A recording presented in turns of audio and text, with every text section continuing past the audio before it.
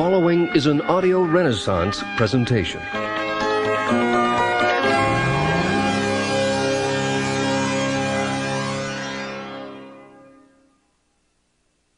Hello, I'm Bill Hartley, president of Audio Renaissance.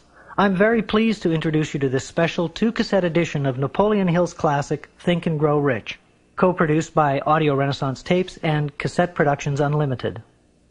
This unique presentation of Think and Grow Rich combines excerpts from the book read by Joe Slattery with personal anecdotes told by the author himself, Napoleon Hill.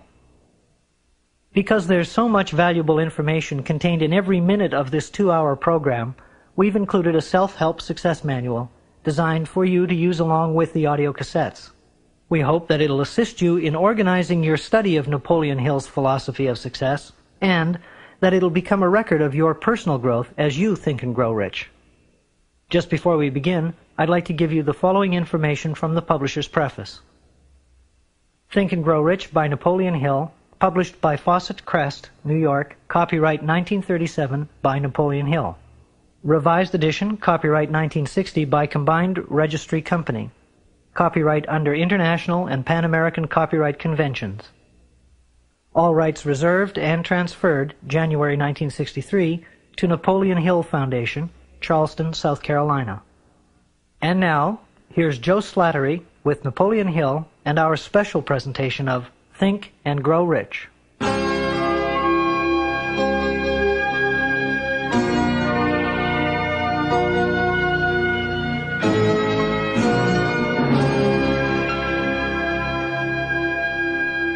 Think and Grow Rich is one of the most influential books of all time in pointing the way to personal achievement, to financial independence, and to riches of the spirit beyond measurement in money.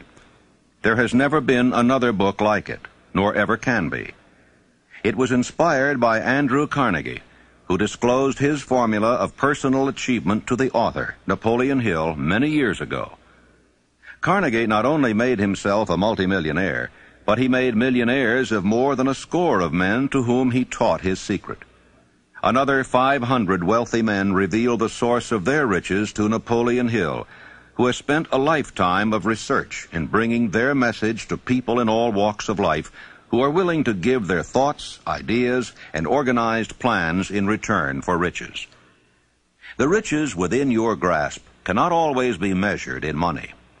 There are great riches in lasting friendships, harmonious family relationships, sympathy and understanding between business associates, an inner harmony which brings peace of mind measurable only in spiritual values.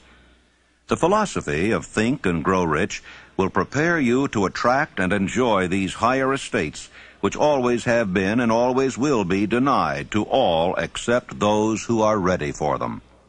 Everyone desires to be rich, but not everyone knows what constitutes enduring riches. And most people believe riches to consist only in material things that money can buy. Now here is a list of the 12 things which constitute real riches. Number 1, a positive mental attitude. Observe that it heads the list. And second, sound physical health. And third, harmony in human relations. And fourth, freedom from fear. And fifth, the hope of future achievement. And sixth, the capacity for applied faith. And 7, willingness to share one's blessings with others. 8, to be engaged in a labor of love. 9, an open mind on all subjects toward all people. 10, complete self-discipline. 11, wisdom with which to understand people. And 12, financial security. Observe, if you will, with great benefit, the fact that money comes at the end of the list of the 12 things that make men rich. Be prepared when you begin to put the philosophy of Think and Grow Rich into action for a changed life which will not only ease the trials and stresses of living, but will also prepare you for the accumulation of material riches in abundance. In every chapter of this book, mention has been made of the money-making secret which has made fortunes for hundreds of exceedingly wealthy men whom I have carefully analyzed over a long period of years. If you are ready to put it to use, you will recognize this secret at least once in every chapter. I wish I might feel privileged to tell you how you will know if you are ready, but that would deprive you of much of the benefit you will receive when you make the discovery in your own way. As a final word of preparation, before you begin the first chapter, may I offer one brief suggestion which may provide a clue by which the Carnegie secret may be recognized. It is this: all achievement, all earned riches have their beginning in an idea. If you are ready for the secret, you already possess one half of it. Therefore, you will readily recognize the other half the moment it reaches your mind. When you begin to think and grow rich, you will observe that riches begin with a state of mind, with definiteness of purpose, with little or no hard work. You and every other person ought to be interested in knowing how to acquire that state of mind which will attract riches. I spent 25 years in research because I too wanted to know how wealthy men became that way. My brother and I had matriculated at Georgetown University Law School intending to become lawyers. We didn't have any money, but I did have ability to write, and I promised that I would write stories about successful men, sell them to the magazines, and pay our way through. And my first assignment, fortunately, was with Andrew Carnegie in Pittsburgh. He gave me 3 hours.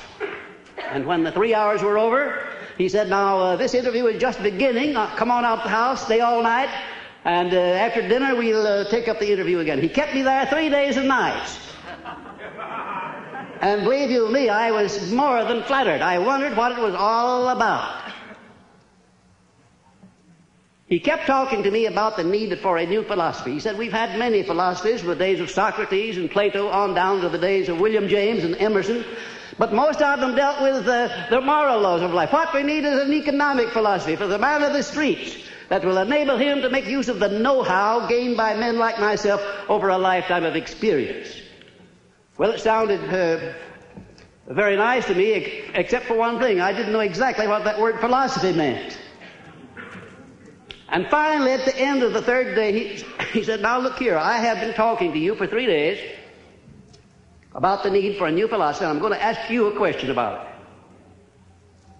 it. If I commission you to become the author of this philosophy, give you letters of introduction to men whose experiences you will need in collaboration with yourself, are you willing to put in 20 years of research, because that's how long it will take, paying your own way as you go along without any subsidy from me, yes or no?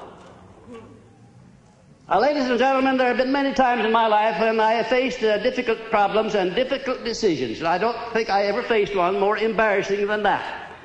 Because when Mr. Carnegie put that proposition to me, my hand was down in my pocket, and I was fiddling with the money that I had there just about enough to get back to Washington, and if I'd had to stay at a hotel instead of Mr. Carnegie's house, I wouldn't have had that much. I didn't even know the meaning of the word philosophy, and here the richest man in the world wanted me to go to work for him for 20 years without pay. Wasn't that a situation for you? I started to tell Mr. Carnegie, I started to do just exactly what you or the most of us people would have done under the same circumstances. And what do you think that was? What would you have done if you would have faced that sort of proposition, going to work for 20 years without any pay for the richest man in the world? Well, yes, that's what I was about to do. But something inside of me wouldn't let me open my mouth until I got a hunch that if Mr. Carnegie had kept me there for 3 days, it must have been for a purpose. That he must have seen something in me that I didn't know was there. Also, that a man with Mr. Carnegie's reputation for picking men certainly didn't pick me to do a job like that unless he knew I had the ability to do it. And whatever this something was, this silent, invisible person that was standing, looking over my shoulder and whispering in my ear, said, go ahead and tell him yes. I said, Mr. Carnegie, I not only will accept the commission, sir, but you may depend upon it that I will complete it. He said, I like the way you ended that sentence up, and I think you'll do it. You have the job. The only contribution Mr. Carnegie ever made to me outside of introducing me where I needed to be introduced was to pay my expenses in the early part of my relationship with him. The first man he sent me to see was Henry Ford. He said, I want you to go up to Detroit, become acquainted with Henry Ford, observe him carefully, because one of these days he's going to dominate the motor industry. and it's going to be second only to the steel industry. This was in 1908, the late fall of 1908, ladies and gentlemen.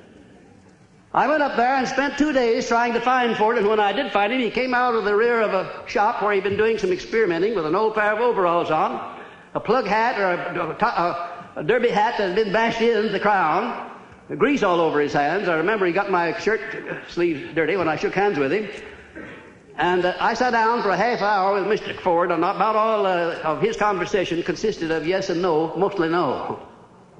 And I wondered how a man like Mr. Carnegie could have made a mistake like that. Imagine if Mr. Ford would ever be a leader in anything. Well, I won't tell you the rest of it. That's enough.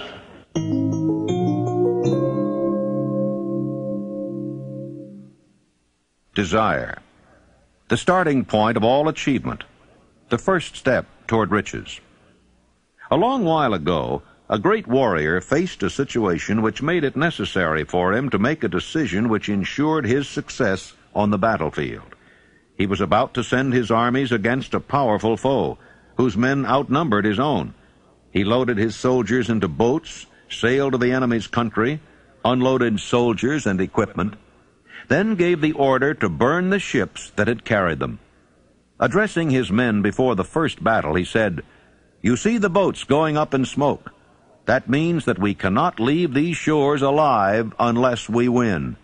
We now have no choice. We win or we perish." They won. Every person who wins in an undertaking must be willing to burn his ships and cut all sources of retreat.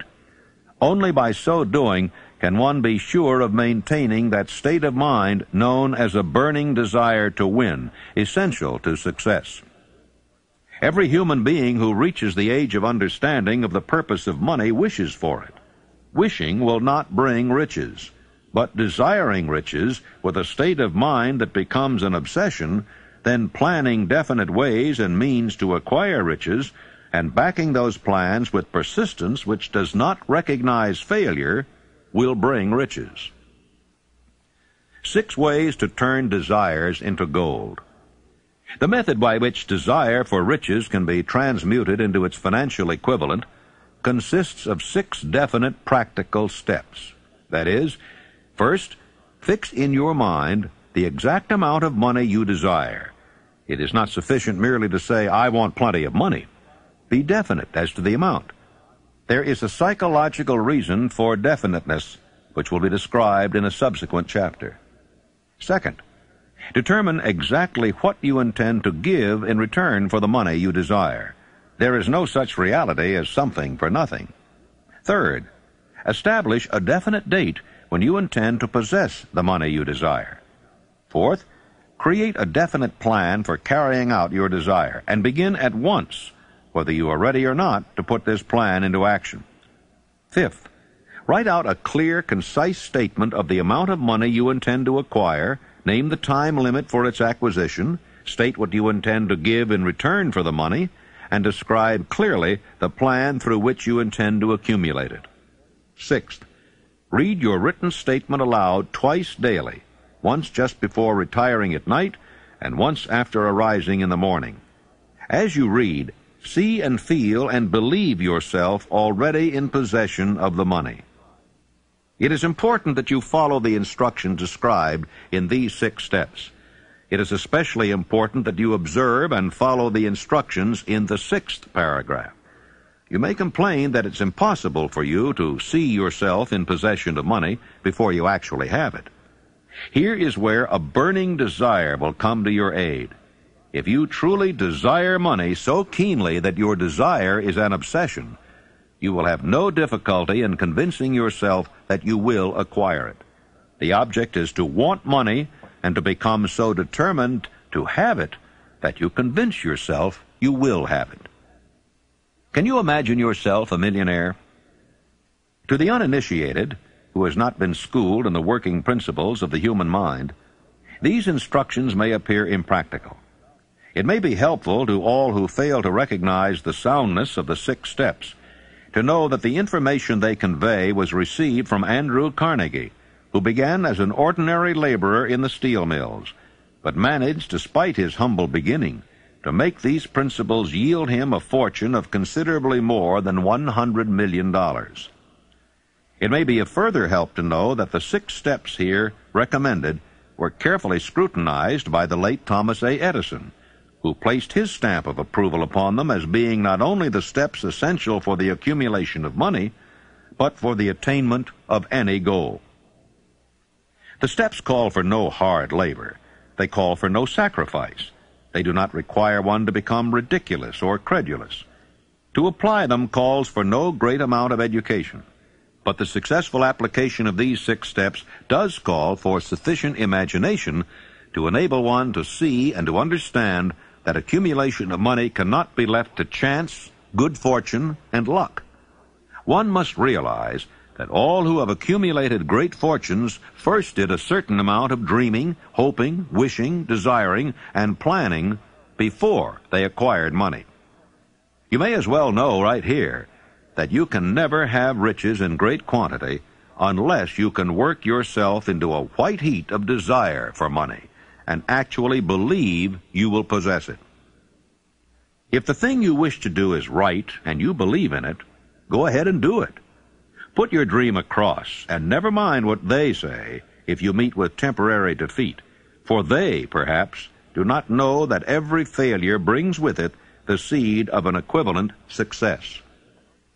Thomas Edison dreamed of a lamp that could be operated by electricity, began where he stood to put his dream into action, and despite more than 10,000 failures, he stood by that dream until he had made it a physical reality. Practical dreamers do not quit. Imagine a man, for instance, standing by through 10,000 different failures, as Mr. Edison did, before giving up.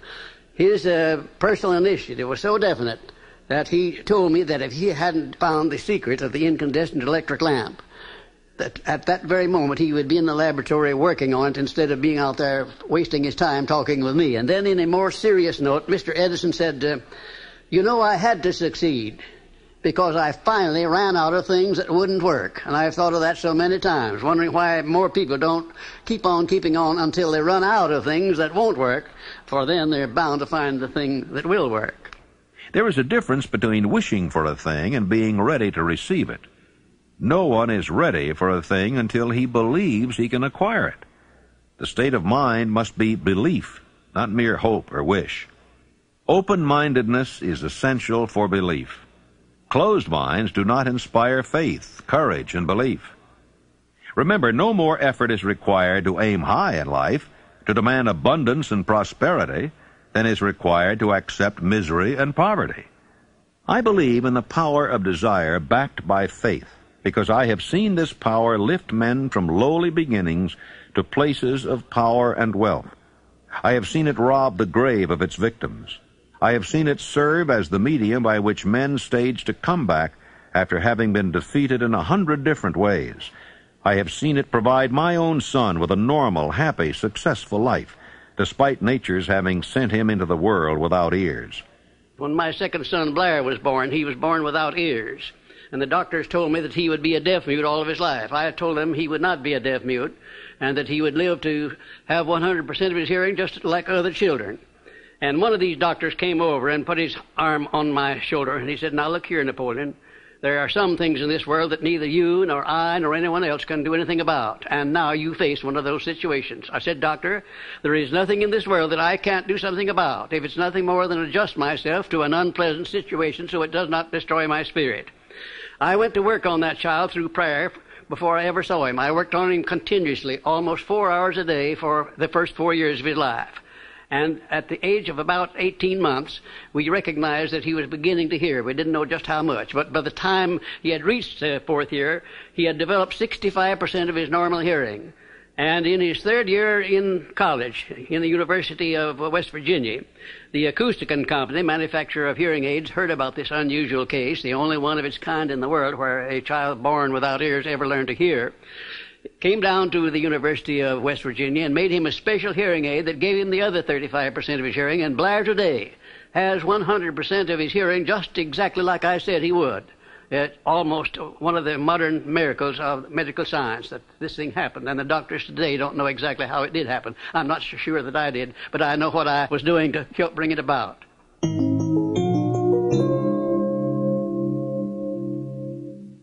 Faith is the head chemist of the mind. When faith is blended with thought, the subconscious mind instantly picks up the vibration, translates it into its spiritual equivalent, and transmits it to infinite intelligence, as in the case of prayer.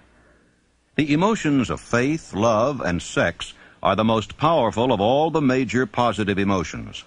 When the three are blended, they have the effect of coloring thought in such a way that it instantly reaches the subconscious mind, where it is changed into its spiritual equivalent, the only form that induces a response from infinite intelligence.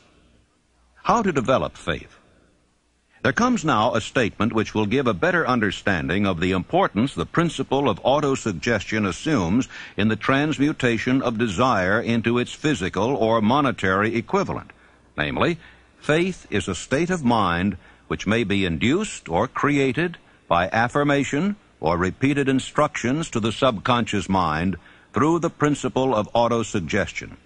Repetition of affirmation of orders to your subconscious mind is the only known method of voluntary development of the emotion of faith. No one is doomed to bad luck. There are millions of people who believe themselves doomed to poverty and failure because of some strange force over which they believe they have no control. They are the creators of their own misfortunes because of this negative belief, which is picked up by the subconscious mind and translated into its physical equivalent. In language which any normal human being can understand, we will describe all that is known about the principle through which faith may be developed where it does not already exist. Have faith in yourself, faith in the infinite. Before we begin, you should be reminded again that faith is the eternal elixir which gives life, power, and action to the impulse of thought. The foregoing sentence is worth reading a second time, and a third, and a fourth. It is worth reading aloud. Faith is the starting point of all accumulation of riches. Faith is the basis of all miracles and all mysteries which cannot be analyzed by the rules of science. Faith is the only known antidote for failure. Faith is the element, the chemical, which, when mixed with prayer, gives one direct communication with infinite intelligence. Faith is the element which transforms the ordinary vibration of thought created by the finite mind of man into the spiritual equivalent. Faith is the only agency through which the cosmic force of infinite intelligence can be harnessed and used by man. Thoughts which are mixed with any of the feelings of emotions constitute a magnetic force which attracts other similar or related thoughts. Now let us go back to the starting point and become informed as to how the original seed of an idea, plan, or purpose may be planted in the mind. The information is easily conveyed. Any idea, plan, or purpose may be placed in the mind through repetition of thought. This is why you are asked to write out a statement of your major purpose or definite chief aim, commit it to memory, and repeat it in audible words day after day until these vibrations of sound have reached your subconscious mind. Resolve to throw off the influences of any unfortunate environment and to build your own life to order. Taking inventory of mental assets and liabilities, you may discover that your greatest weakness is lack of self-confidence. This handicap can be surmounted and timidity translated into courage through the aid of the principle of autosuggestion. The application of this principle may be made through a simple arrangement of positive thought impulses stated in writing, memorized, and repeated until they become a part of the working equipment of the subconscious faculty of your mind. Self-confidence formula. First, I know that I have the ability to achieve the object of my definite purpose in life. Therefore, I demand of myself persistent, continuous action toward its attainment, and I here and now promise to render such action. Second, I realize the dominating thoughts of my mind will eventually reproduce themselves in outward physical action and gradually transform themselves into physical reality. Therefore, I will concentrate my thoughts for 30 minutes daily upon the task of thinking of the person I intend to become, thereby creating in my mind a clear mental picture.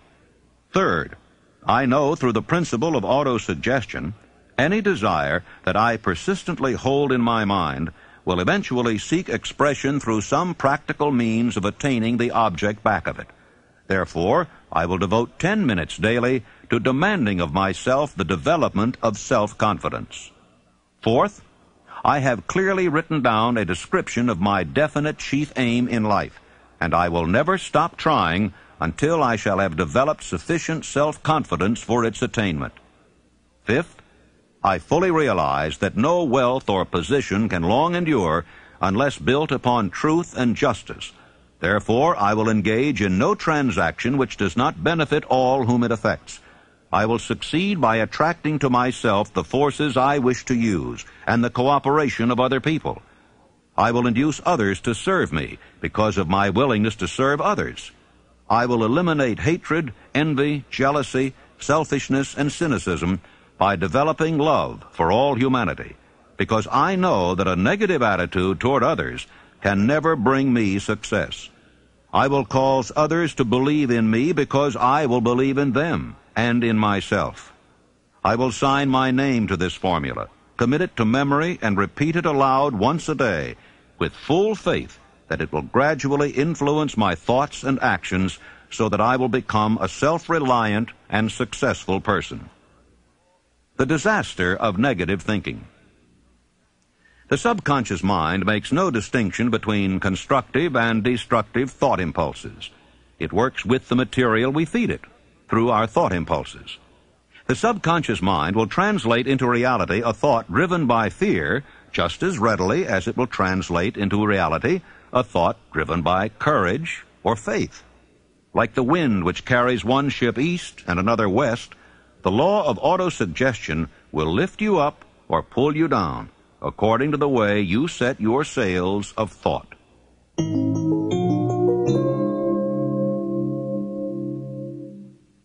Autosuggestion, the medium for influencing the subconscious mind, the third step toward riches.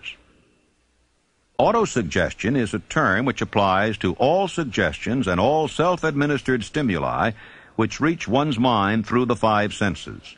Stated in another way, autosuggestion is self-suggestion. It is the agency of communication between that part of the mind where conscious thought takes place, and that which serves as the seat of action for the subconscious mind. See and feel money in your hands. You were instructed in the last of the 6 steps described in the chapter on desire to read aloud twice daily the written statement of your desire for money, and to see and feel yourself in possession of the money. By following these instructions, you communicate the object of your desire directly to your subconscious mind in a spirit of absolute faith. Through repetition of this procedure, you voluntarily create thought habits which are favorable to your efforts to transmute desire into its monetary equivalent.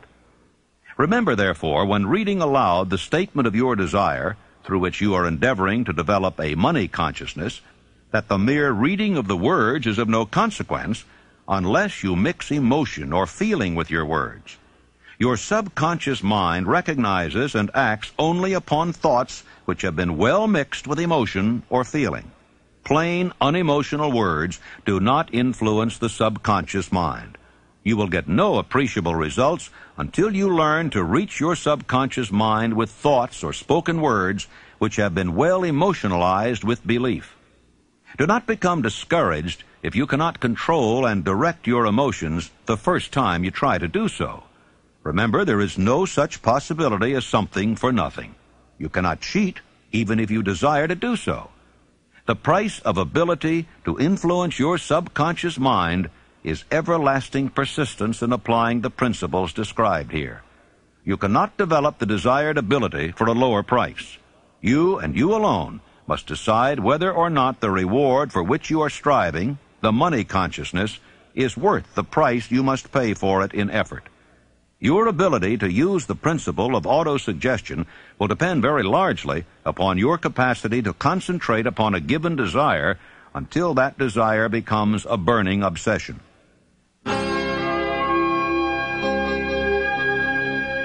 Please fast forward to the end and turn the tape over for proper cueing of side 2.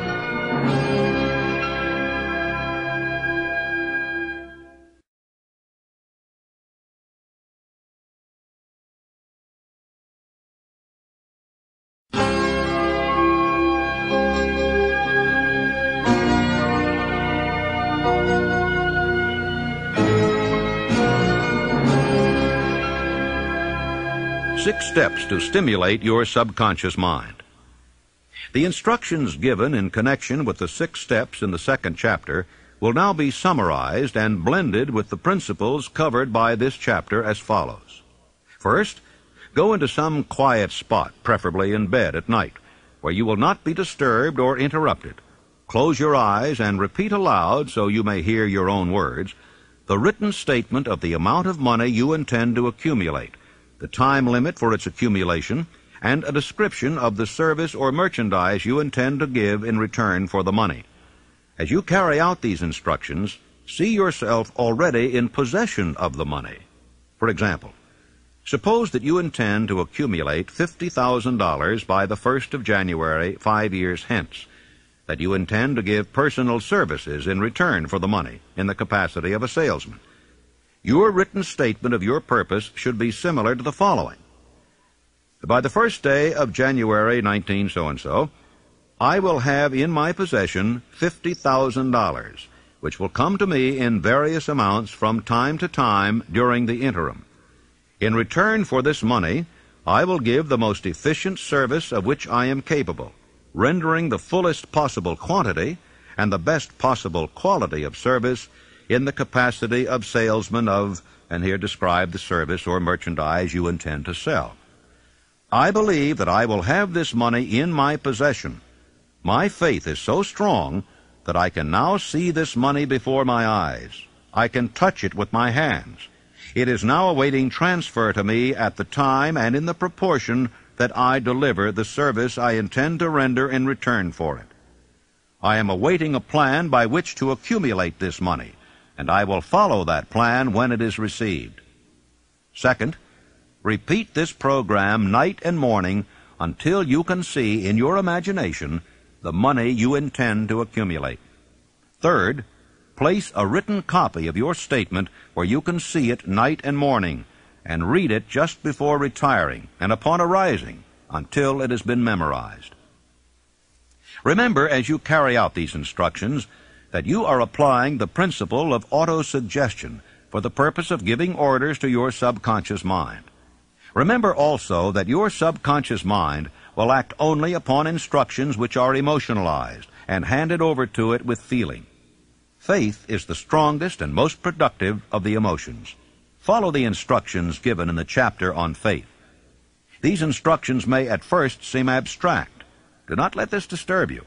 Follow the instructions, no matter how abstract or impractical they may at first appear to be. The time will soon come, if you do as you've been instructed, in spirit as well as in act, when a whole new universe of power will unfold to you.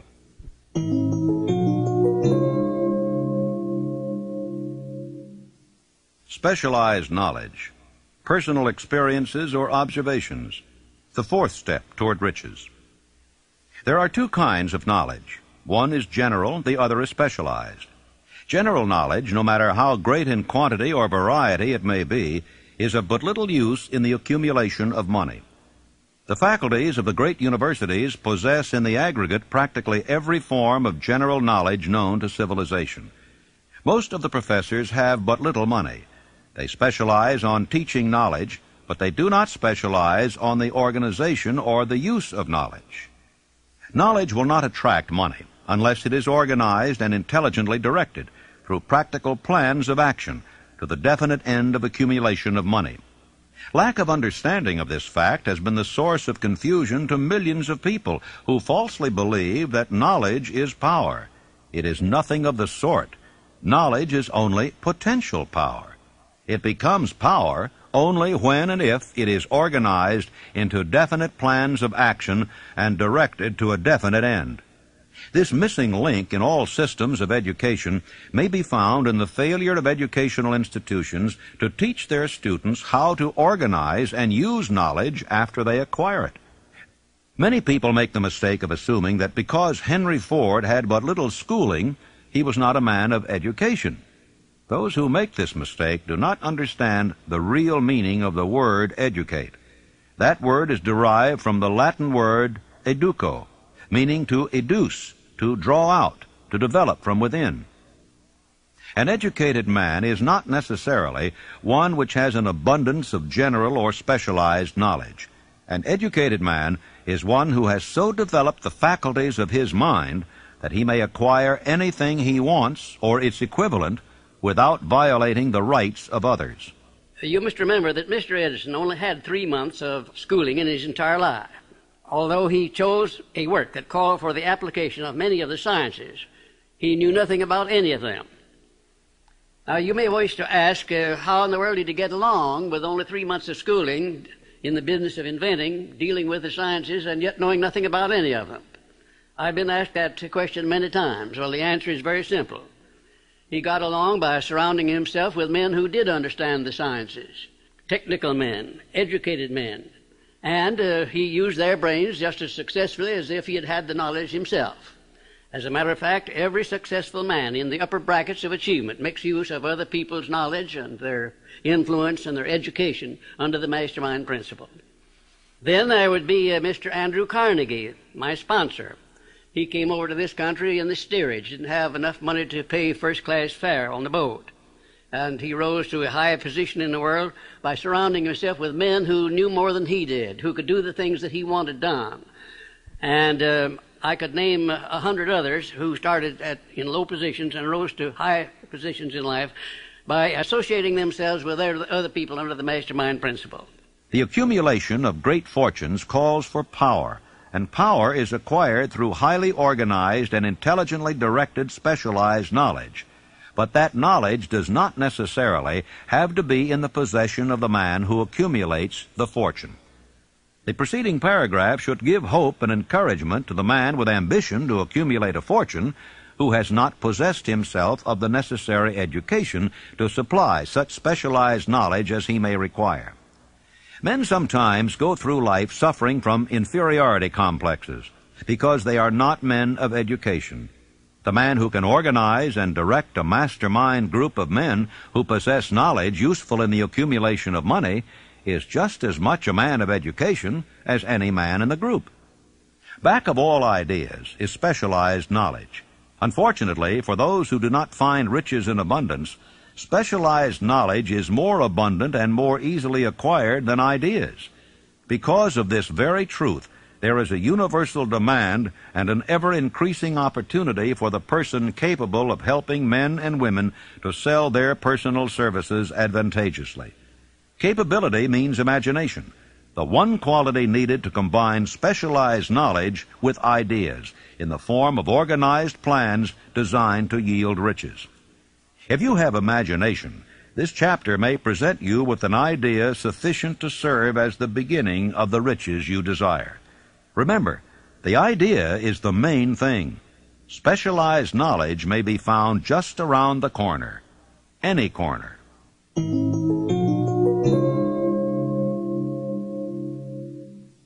Imagination, the workshop of the mind, the fifth step toward riches.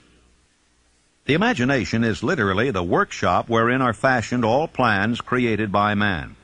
The impulse, the desire, is given shape, form, and action through the aid of the imaginative faculty of the mind. Two forms of imagination.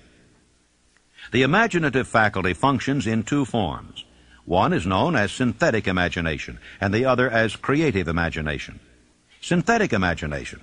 Through this faculty, one may arrange old concepts, ideas, or plans into new combinations. This faculty creates nothing. It merely works with the material of experience, education, and observation with which it is fed.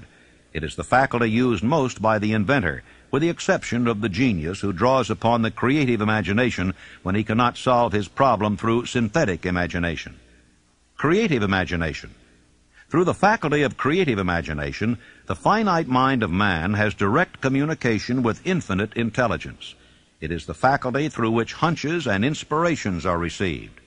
It is by this faculty that all basic or new ideas are handed over to man. It is through this faculty that one individual may tune in or communicate with the subconscious minds of other men. Center your attention for the time being on the development of the synthetic imagination, because this is the faculty which you will use more often in the process of converting desire into money. Transformation of the intangible impulse of desire into the tangible reality of money calls for the use of a plan or plans. These plans must be formed with the aid of the imagination, and mainly with the synthetic faculty. The laws that lead to fortune. The earth on which you live, you yourself, and every other material thing, are the result of evolutionary change through which microscopic bits of matter have been organized and arranged in an orderly fashion. Moreover, and this statement is of stupendous importance, this earth, every one of the billions of individual cells of your body, and every atom of matter, began as an intangible form of energy. Desire is thought impulse. Thought impulses are forms of energy. When you begin with a thought impulse, desire to accumulate money, you are drafting into your service the same stuff that nature used in creating this earth and every material form in the universe, including the body and brain in which the thought impulses function. If you are one of those who believe that hard work and honesty alone will bring riches, perish the thought. It is not true. Riches, when they come in huge quantities, are never the result of hard work alone. Riches come, if they come at all, in response to definite demands based upon the application of definite principles, and not by chance or luck. Generally speaking, an idea is an impulse of thought that impels action by an appeal to the imagination. All master salesmen know that ideas can be sold where merchandise cannot. Ordinary salesmen do not know this. That is why they are ordinary. There was Clarence Saunders, one of my outstanding students of Memphis, Tennessee. Clarence worked in a grocery store, delivering groceries, more or less. And he had a great amount of enthusiasm and also a keen imagination. He was constantly trying to interest his employer in new and improved methods of merchandising.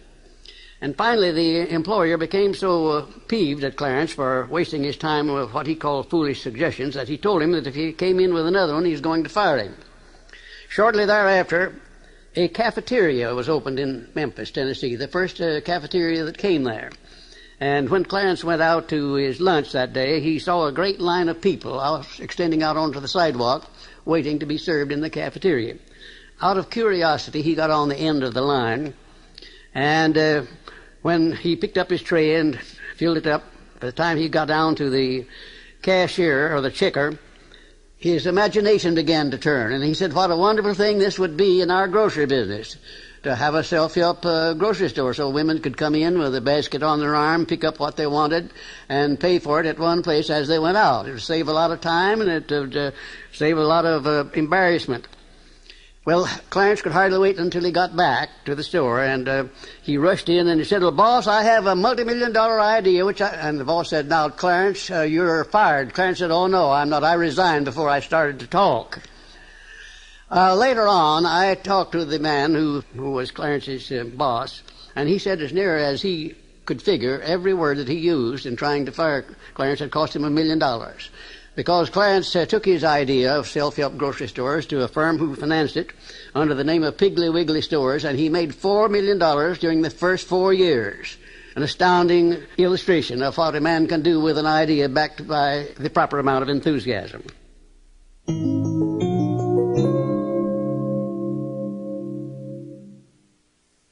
Organized planning. The crystallization of desire into action. The sixth step toward riches. You have learned that everything man creates or acquires begins in the form of desire. That desire is taken on the first lap of its journey from the abstract to the concrete into the workshop of the imagination, where plans for its transition are created and organized. You will now be instructed how to build plans which will be practical, namely, A, Ally yourself with a group of as many people as you may need for the creation and carrying out of your plan or plans for the accumulation of money, making use of the mastermind principle described in a later chapter. Compliance with this instruction is absolutely essential. Do not neglect it. B. Before forming your mastermind alliance, decide what advantages and benefits you may offer the individual members of your group in return for their cooperation. No one will work indefinitely without some form of compensation. No intelligent person will either request or expect another to work without adequate compensation, although this may not always be in the form of money. C. Arrange to meet with the members of your mastermind group at least twice a week, and more often if possible, until you have jointly perfected the necessary plan or plans for the accumulation of money. D. Maintain perfect harmony between yourself and every member of your mastermind group. If you fail to carry out this instruction to the letter, you may expect to meet with failure. The mastermind principle cannot obtain where perfect harmony does not prevail. Keep in mind these facts. First, you are engaged in an undertaking of major importance to you. To be sure of success, you must have plans which are faultless. Second, you must have the advantage of the experience, education, native ability, and imagination of other minds. This is in harmony with the methods followed by every person who has accumulated a great fortune. The most intelligent man living cannot succeed in accumulating money, nor in any other undertaking, without plans which are practical and workable. Just keep this fact in mind, and remember when your plans fail that temporary defeat is not permanent failure. It may only mean that your plans have not been sound. Build other plans. Start all over again. No follower of this philosophy can reasonably expect to accumulate a fortune without experiencing temporary defeat. When defeat comes, accept it as a signal that your plans are not sound. Rebuild those plans and set sail once more toward your coveted goal. If you give up before your goal has been reached, you are a quitter. A quitter never wins, and a winner never quits. Lift this sentence out. Write it on a piece of paper in letters an inch high, and place it where you will see it every night before you go to sleep, and every morning before you go to work. Take my son Blair, for instance, who was born without any sign of ears. As a result of that adversity, he was trained to believe that it was not an adversity, that it was a blessing, because it would cause people to recognize his condition, and they'd go out of their way to be kind to him, and that's exactly the way it turned out. I have often said that my son Blair has made it possible to get through life with less resistance than his other two brothers who have all of their faculties. Adversity. I think I can tell you, had it not been for the many adversities which I experienced in the early part of my work with Andrew Carnegie, I never would have completed the science of personal achievement. I had adversity after adversity, but I learned to transmute those adversities into something constructive and to come up with something that would take the place of an adversity. Every time I failed, I said, well, this is just another opportunity that I have to prove that my philosophy can take care of the situation of failure. I learned to transmute all failures into successes. I also learned the difference between temporary defeat and failure. Most people accept defeat as permanent failure. Defeat is never failure. No circumstance is ever failure until it is accepted by the individual as such. And that's one of the greatest things that I learned about this principle of profiting by adversity. When you begin to select members for your mastermind group, endeavor to select those who do not take defeat seriously. Some people foolishly believe that only money can make money. This is not true.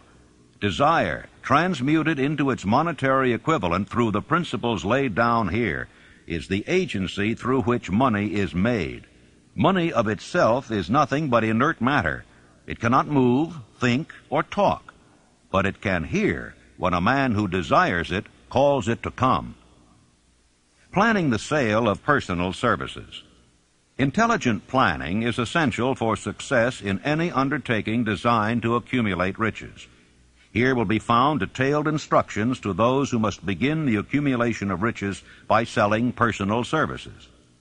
It should be encouraging to know that practically all the great fortunes began in the form of compensation for personal services, or from the sale of ideas.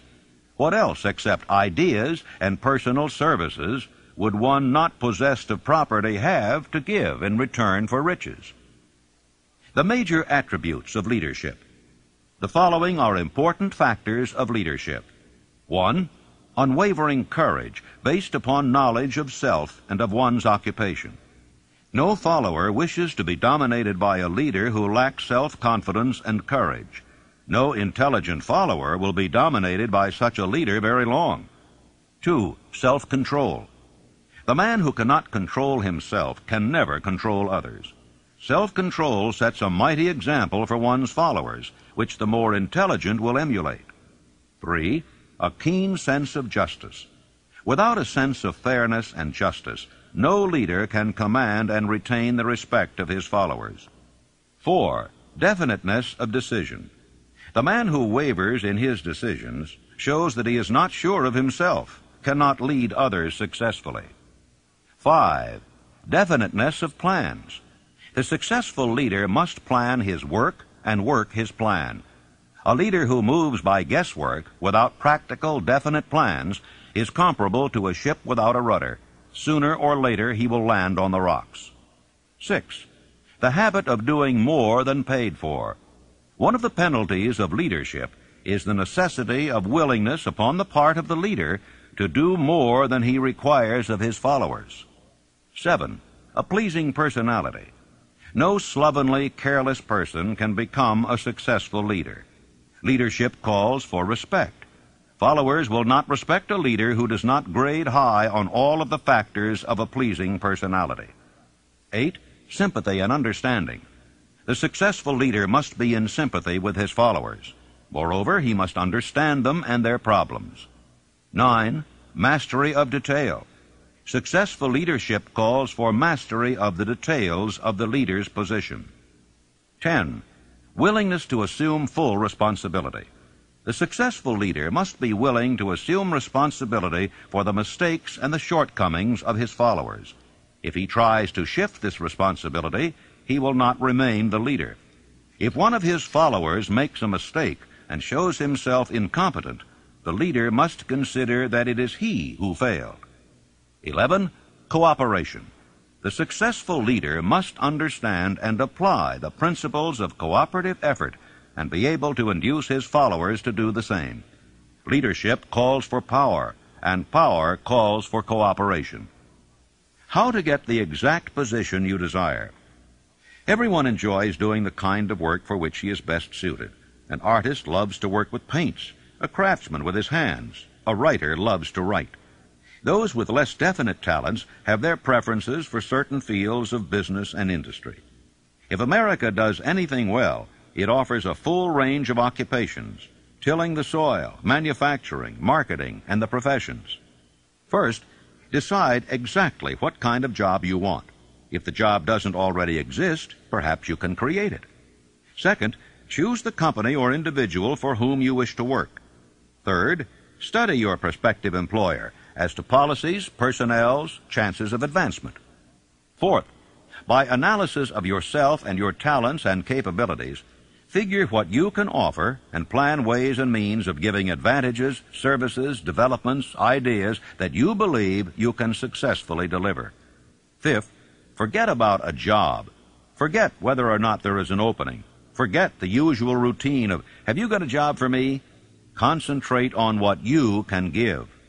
Sixth, once you have your plan in mind, arrange with an experienced writer to put it on paper in neat form and in full detail.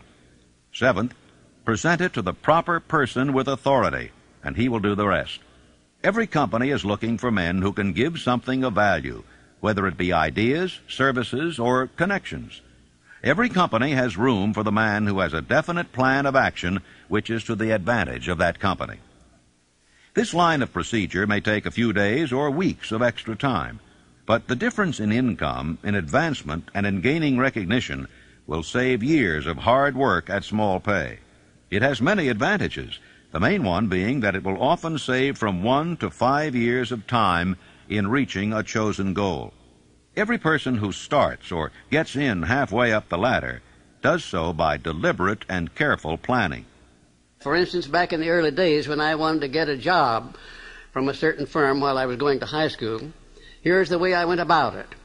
I wrote an application stating my qualifications and my desire for the job. The answer came back, no, too sorry, no position open. Next, I sent a telegram.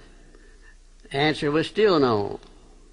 Next, I sent a special delivery letter every day for a week. Answer was still no. Next, I sent a special delivery every hour for 2 days. And the firm telegraphed me to come and go to work. Every person must be his own salesman of personal services. The quality and the quantity of service rendered, and the spirit in which it is rendered, determine to a large extent the price and the duration of employment. To market personal services effectively, which means a permanent market at a satisfactory price under pleasant conditions, one must adopt and follow the QQS formula, which means that quality plus quantity plus the proper spirit of cooperation equals perfect salesmanship of service. Remember the QQS formula, but do more. Apply it as a habit.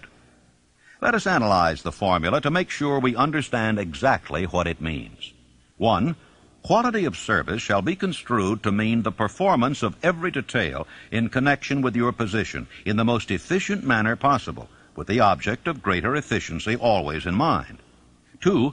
Quantity of service shall be understood to mean the habit of rendering all the service of which you are capable at all times with the purpose of increasing the amount of service rendered as greater skill is developed through practice and experience. Emphasis is again placed on the word habit. 3. Spirit of service shall be construed to mean the habit of agreeable, harmonious conduct which will induce cooperation from associates and fellow employees. Well, let me relate my experience with Franklin D. Roosevelt in the White House in 1933, and will give you a fine indication of how the students of this philosophy may profit by this important principle. First of all, let me define the principle of going the extra mile. It means rendering more service and better service than you are paid to render, and doing it all the time, and doing it in a pleasing, positive mental attitude. When I went to work for the President in 1933, nothing was said at the beginning about how much I was to receive or who was to pay it. And I had been there about 3 months when one day Franklin D. Roosevelt asked me who was paying my salary and how much I was getting. And I said, well, Mr. President, that's something I would like to know myself. I haven't heard anything about it. And we talked on for a little while, and I said, well, now, Mr. President, you know, I have been serving you ever since you were Assistant Secretary of the Navy, and particularly while you were Governor of New York. And you will recall, of course, that up to this time I have never rendered you a bill or asked you to pay me $1 for my services, and I'm not going to start now. But if you insist upon it, suppose you put me on the payroll at $1 a year. And that's exactly what he did. Well, I took my typewriter down to the White House, and when I wasn't actually serving the President or some member of his staff or cabinet, I started writing books. I wrote 6 books that first year, among them Think and Grow Rich, the book that has made me popular all over the world, you might say. I had no intention of publishing that book when I was writing it. I was writing it to myself to keep my mind positive in those days of chaos. Well, some 3 years after I left the service of the President, I got out these manuscripts and read them, and I made up my mind that the only one worth publishing was Think and Grow Rich.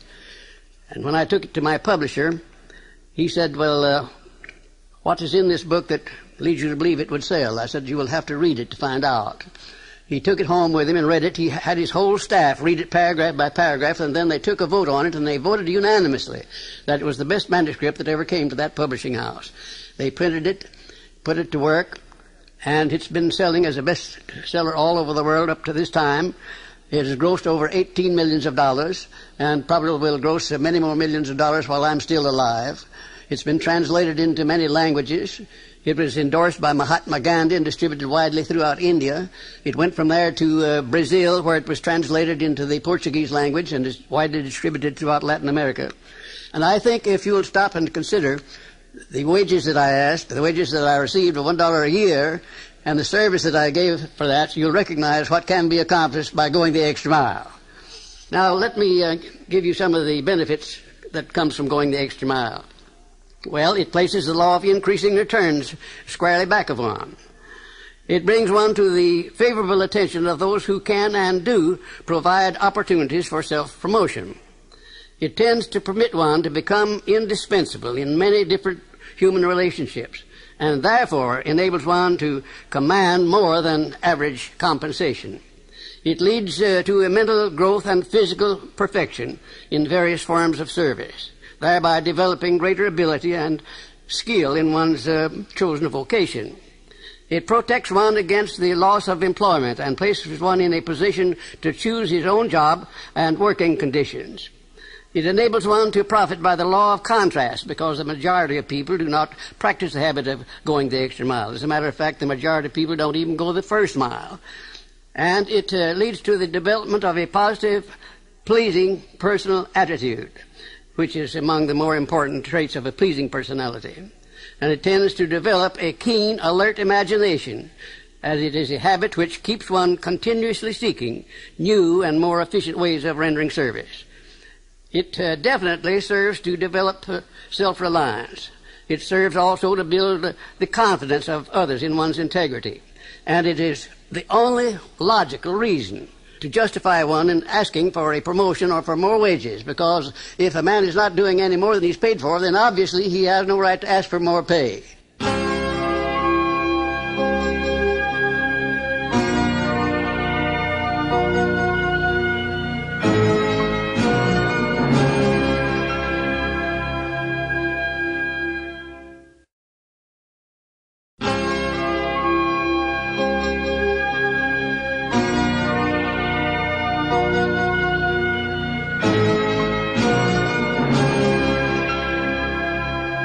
Do you know your own worth? The oldest of admonitions is, man, know thyself. If you market merchandise successfully, you must know the merchandise. The same is true in marketing personal services.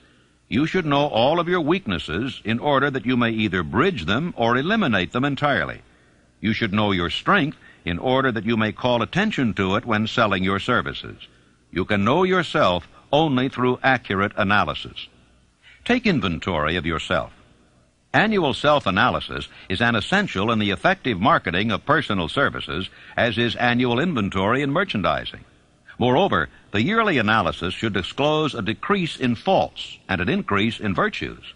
One goes ahead, stands still, or goes backward in life.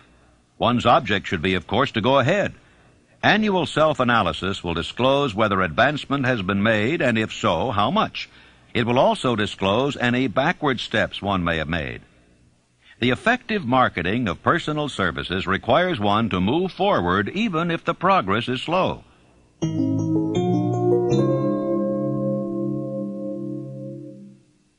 Decision. The mastery of procrastination.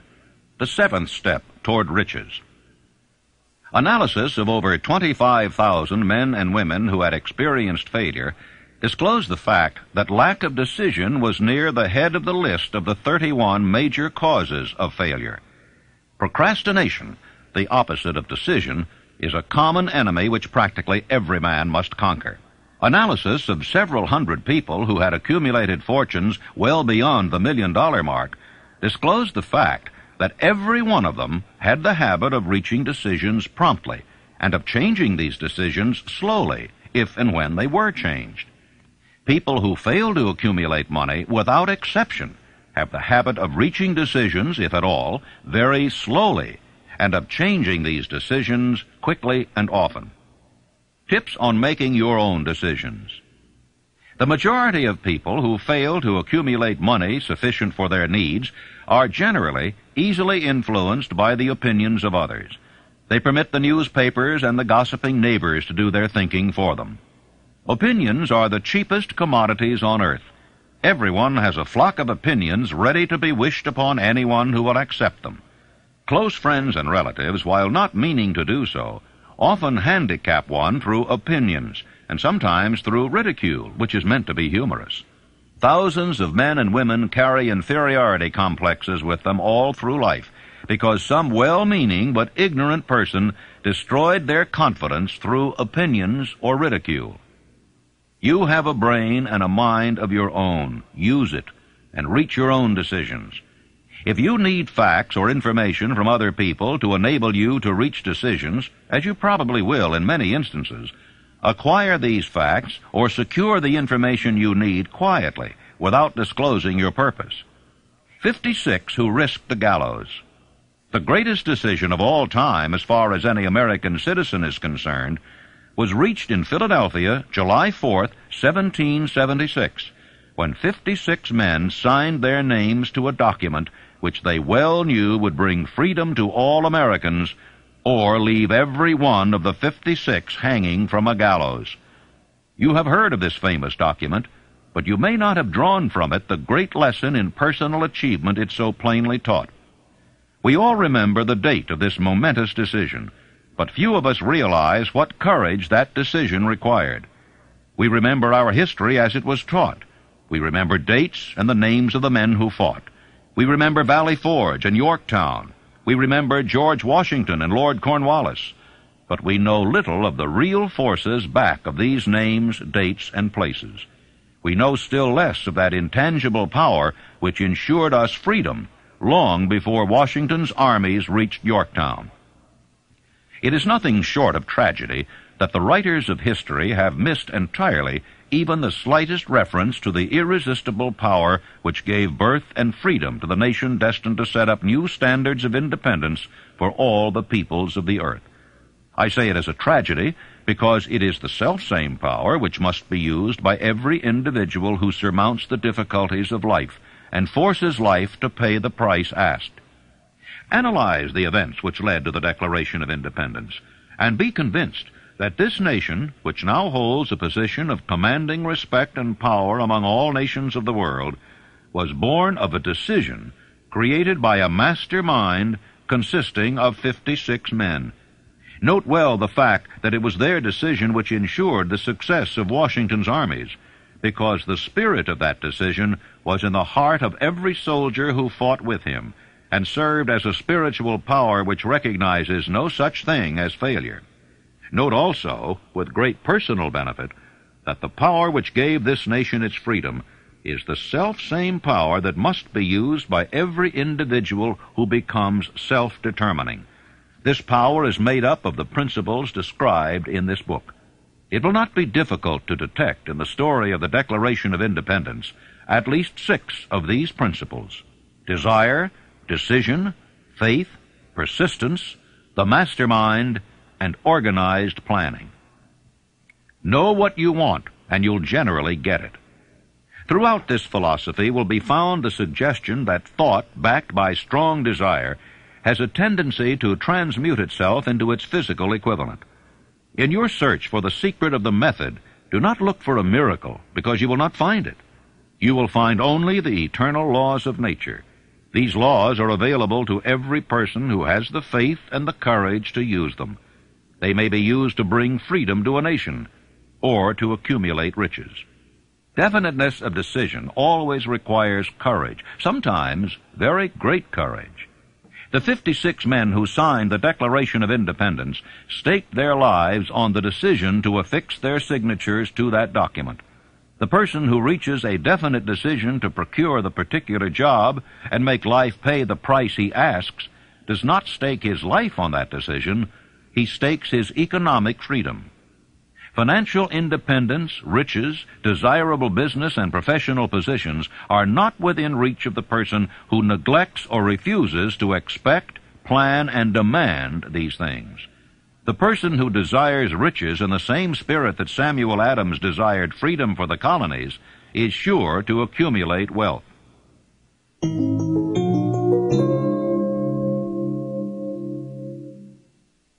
Persistence, the sustained effort necessary to induce faith. The 8th step toward riches. Persistence is an essential factor in the procedure of transmuting desire into its monetary equivalent. The basis of persistence is the power of will. Willpower and desire, when properly combined, make an irresistible pair. The starting point of all achievement is desire. Keep this constantly in mind.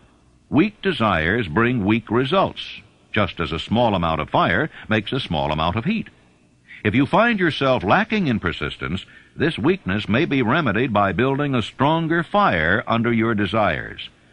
And if you find that you are indifferent, you may be sure that you have not yet acquired the money consciousness which you must possess before you can be sure of accumulating a fortune. Those who can take it are bountifully rewarded for their persistence. They receive as their compensation whatever goal they are pursuing. That is not all. They receive something infinitely more important than material compensation, the knowledge that every failure brings with it the seed of an equivalent advantage. You can train yourself to be persistent. Persistence is a state of mind. Therefore, it can be cultivated. Like all states of mind, persistence is based upon definite causes. Among them, these. A. Definiteness of purpose. Knowing what one wants is the first and perhaps the most important step toward the development of persistence. A strong motive forces one to surmount many difficulties. B. Desire. It is comparatively easy to acquire and to maintain persistence in pursuing the object of intense desire. C. Self-reliance. Belief in one's ability to carry out a plan encourages one to follow the plan through with persistence.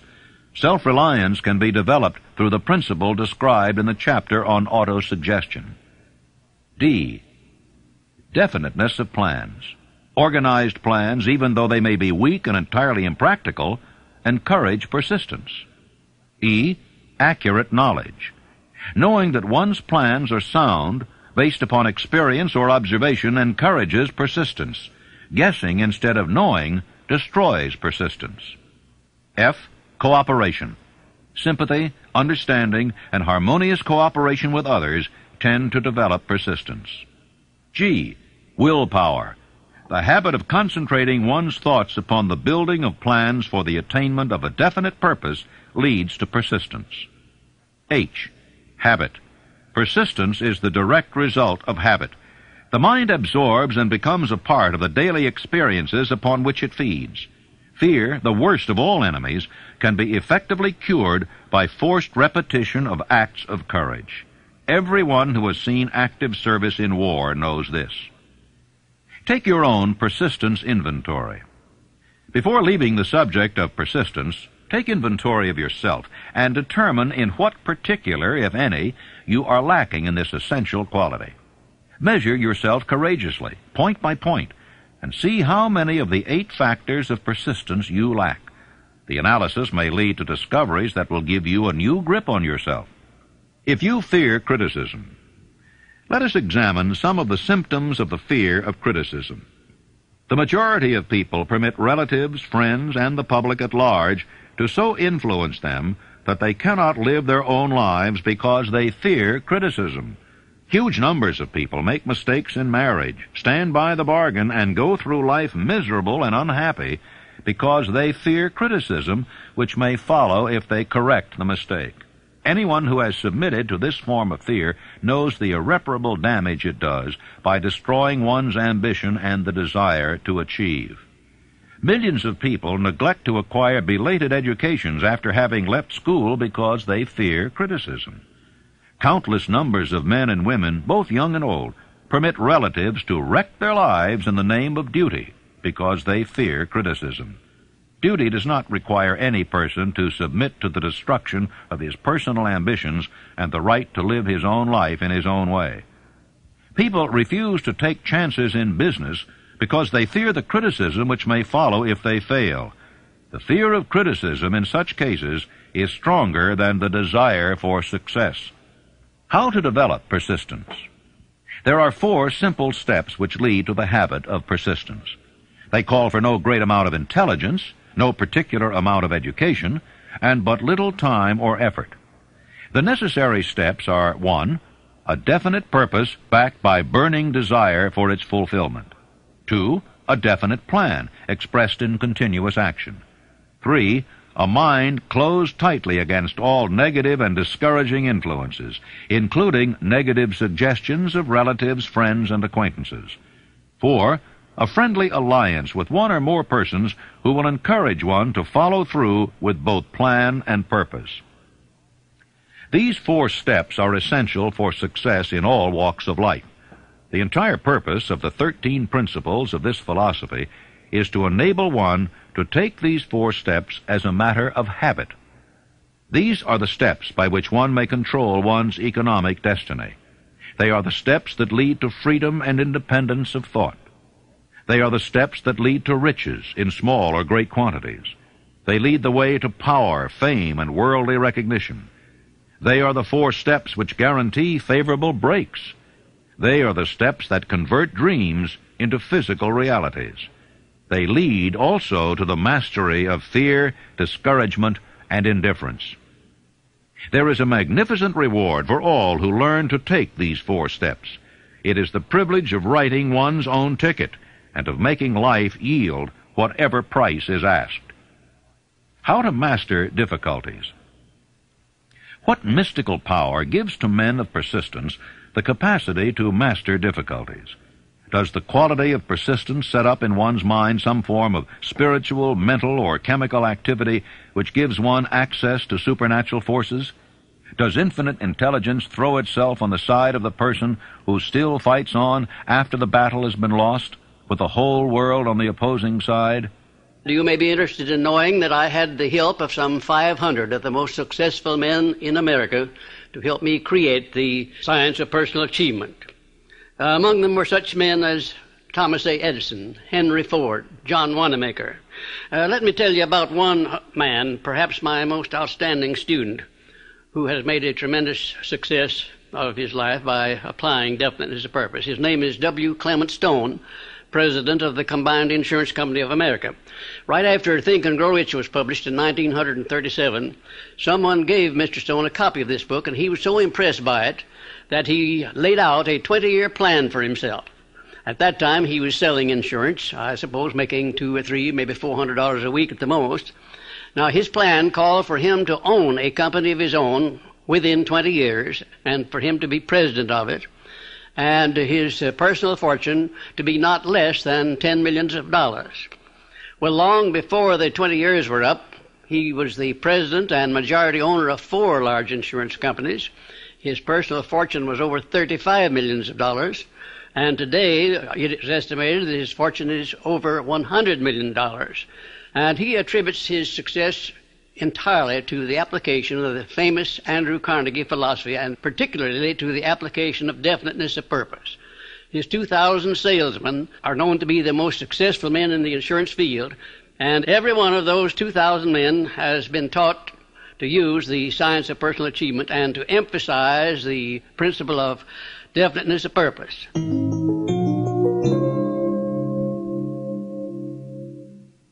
Power of the mastermind, the driving force, the 9th step toward riches. Power is essential for success in the accumulation of money. Plans are inert and useless without sufficient power to translate them into action. This chapter will describe the method by which an individual may attain and apply power. Power may be defined as organized and intelligently directed knowledge. Power, as the term is here used, refers to organized effort, sufficient to enable an individual to transmute desire into its monetary equivalent. Organized effort is produced through the coordination of effort of 2 or more people who work toward a definite end in a spirit of harmony. Power is required for the accumulation of money. Power is necessary for the retention of money after it has been accumulated. Let us ascertain how power may be acquired. If power is organized knowledge, let us examine the sources of knowledge. A. Infinite intelligence. This source of knowledge may be contacted through the procedure described in another chapter with the aid of creative imagination. B. Accumulated experience. The accumulated experience of man, or that portion of it which has been organized and recorded, may be found in any well-equipped public library. An important part of this accumulated experience is taught in public schools and colleges, where it has been classified and organized. C. Experiment and research. In the field of science, and in practically every other walk of life, men are gathering, classifying, and organizing new facts daily. This is the source to which one must turn when knowledge is not available through accumulated experience. Here, too, the creative imagination must often be used. Knowledge may be required from any of the foregoing sources. It may be converted into power by organizing it into definite plans and by expressing those plans in terms of action. Gaining power through the mastermind. The mastermind may be defined as coordination of knowledge and effort in a spirit of harmony between two or more people for the attainment of a definite purpose. No individual may have great power without availing himself of the mastermind. In a preceding chapter, instructions were given for the creation of plans for the purpose of translating desire into its monetary equivalent. If you carry out these instructions with persistence and intelligence and use discrimination in the selection of your mastermind group, your objective will have been halfway reached even before you begin to recognize it. So you may better understand the intangible potentialities of power available to you through a properly chosen mastermind group. We will here explain the two characteristics of the mastermind principle, one of which is economic in nature and the other psychic. The economic feature is obvious. Economic advantages may be created by any person who surrounds himself with the advice, counsel, and personal cooperation of a group of men who are willing to lend him wholehearted aid in a spirit of perfect harmony. This form of cooperative alliance has been the basis of nearly every great fortune. Your understanding of this great truth may definitely determine your financial status. The psychic phase of the mastermind principle is much more difficult to comprehend. You may catch a significant suggestion from this statement. No two minds ever come together without thereby creating a third invisible, intangible force which may be likened to a third mind. How to multiply your brain power. Man's brain may be compared to an electric battery. It is a well-known fact that a group of electric batteries will provide more energy than a single battery. It is also a well-known fact that an individual battery will provide energy in proportion to the number and capacity of the cells it contains. The brain functions in a similar fashion. This accounts for the fact that some brains are more efficient than others, and leads to this significant statement. A group of brains, coordinated or connected in a spirit of harmony, will provide more thought energy than a single brain, just as a group of electric batteries will provide more energy than a single battery. Through this metaphor, it becomes immediately obvious that the mastermind principle holds the secret of the power wielded by men who surround themselves with other men of brains. There follows now another statement which will lead still nearer to an understanding of the psychic phase of the mastermind principle. When a group of individual brains are coordinated and function in harmony, the increased energy created through that alliance becomes available to every individual brain in the group. It is a well-known fact that Henry Ford began his business career under the handicap of poverty, illiteracy, and ignorance. It is an equally well-known fact that within the inconceivably short period of 10 years, Mr. Ford mastered these three handicaps, and that within 25 years, he made himself one of the richest men in America. Connect with this fact the additional knowledge that Mr. Ford's most rapid strides became noticeable from the time he became a personal friend of Thomas A. Edison, and you will begin to understand what the influence of one mind upon another can accomplish. Go a step farther and consider the fact that Mr. Ford's most outstanding achievements began from the time that he formed the acquaintance of Harvey Firestone, John Burroughs, and Luther Burbank, each a man of great brain capacity. And you will have further evidence that power may be produced through friendly alliance of minds. Let me tell you about my experience in helping Franklin D. Roosevelt to create a mastermind which broke the back of the Depression in 1933. Shortly after the President entered the White House, he sent for me to come and go to work for him. We created one of the most outstanding masterminds that this nation has ever known, perhaps. It consisted of both houses of Congress working in harmony with the President. something that never had been done before and never has been done since, probably to the extent that we accomplished it there in 1933. The majority of the newspaper publishers of America, regardless of their political leanings, practically every one of them got behind the president as a result of this mastermind operation which we set up at the White House. And the radio station operators, without any reference whatsoever to their political leanings, they got behind the president and they used the material which I prepared to send out to go over the air. In other words, material that we used to sell the good features of the United States instead of dwelling upon the bad ones.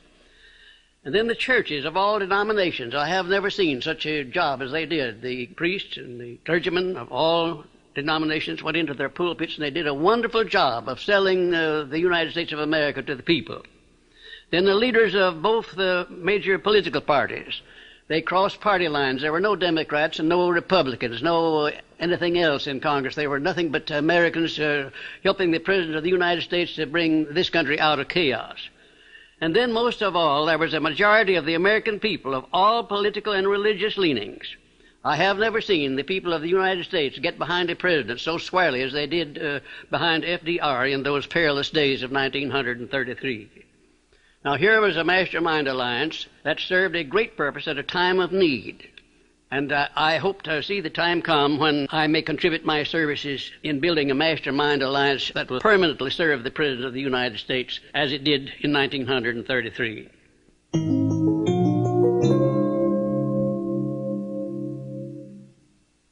The mystery of sex transmutation, the 10th step toward riches. The meaning of the word transmute is, in simple language, the changing or transferring of one element or form of energy into another. The 10 stimuli of the mind. The human mind responds to stimuli through which it may be keyed up to high rates of vibration, known as enthusiasm, creative imagination, intense desire, and so on. The stimuli to which the mind responds most freely are 1. The desire for sex expression. 2. Love. 3. A burning desire for fame, power, or financial gain, money. 4. Music. 5. Friendship between either those of the same sex or those of the opposite sex. 6. A mastermind alliance based upon the harmony of 2 or more people who ally themselves for spiritual or temporal advancement. 7. Mutual suffering, such as that experienced by people who are persecuted. 8. Autosuggestion. 9. Fear. 10. Narcotics and alcohol. The desire for sex expression comes at the head of the list of stimuli, which most effectively step up the mind and start the wheels of physical action. 8 of these stimuli are natural and constructive. 2 are destructive. When brain action has been stimulated through one or more of the 10 mind stimulants, it has the effect of lifting the individual far above the horizon of ordinary thought and permits him to envision distance, scope, and quality of thoughts not available on the lower plane, such as that occupied while one is engaged in the solution of the problems of business and professional routine. The world is ruled and the destiny of civilization is established by the human emotions. People are influenced in their actions not by reason so much as by feelings. The creative faculty of the mind is set into action entirely by emotions, and not by cold reason. The most powerful of all human emotions is that of sex. There are other mind stimulants, some of which have been listed, but no one of them, nor all of them combined, can equal the driving power of sex. A mind stimulant is any influence which will either temporarily or permanently increase the intensity of thought. The 10 major stimulants described are those most commonly resorted to. Through these sources, one may commune with infinite intelligence, or enter at will the storehouse of the subconscious mind, either one's own or that of another person, a procedure which is all there is of genius. The emotion of sex is an irresistible force against which there can be no such opposition as an immovable body. When driven by this emotion, men become gifted with a superpower for action.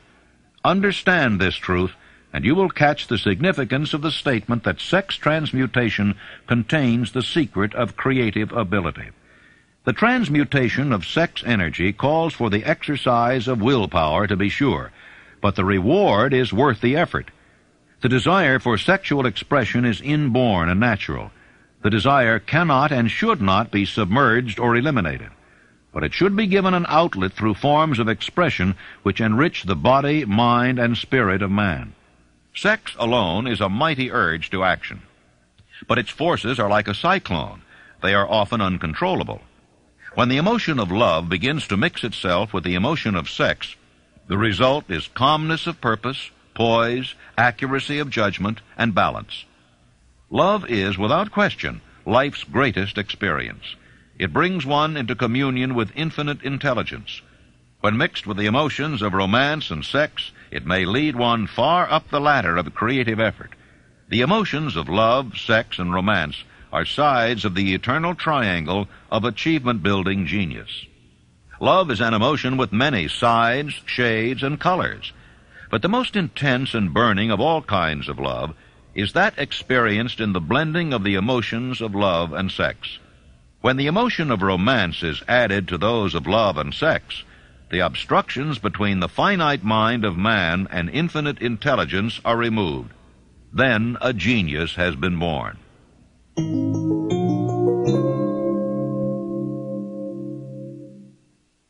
The subconscious mind, the connecting link, the 11th step toward riches. The subconscious mind consists of a field of consciousness in which every impulse of thought that reaches the conscious mind through any of the 5 senses is classified and recorded, and from which thoughts may be recalled or withdrawn as letters may be taken from a filing cabinet. It receives and files sense impressions or thoughts, regardless of their nature. You may voluntarily plant in your subconscious mind any plan, thought, or purpose which you desire to translate into its physical or monetary equivalent. The subconscious acts first on the dominating desires which have been mixed with emotional feelings, such as faith. You cannot entirely control your subconscious mind, but you can voluntarily hand over to it any plan, desire, or purpose which you wish transformed into concrete form. After you have accepted as a reality the existence of the subconscious mind and understand its possibilities as a medium for transmuting your desires into their physical or monetary equivalent, you will comprehend the full significance of the instructions given in the chapter on desire. You will also understand why you have been repeatedly admonished to make your desires clear and to reduce them to writing. You will also understand the necessity of persistence in carrying out instructions. The 13 principles are the stimuli with which you acquire the ability to reach and to influence your subconscious mind. Do not become discouraged if you cannot do this upon the first attempt. Remember that the subconscious mind may be voluntarily directed only through habit under the directions given in the chapter on faith. You have not yet had time to master faith. Be patient. Be persistent.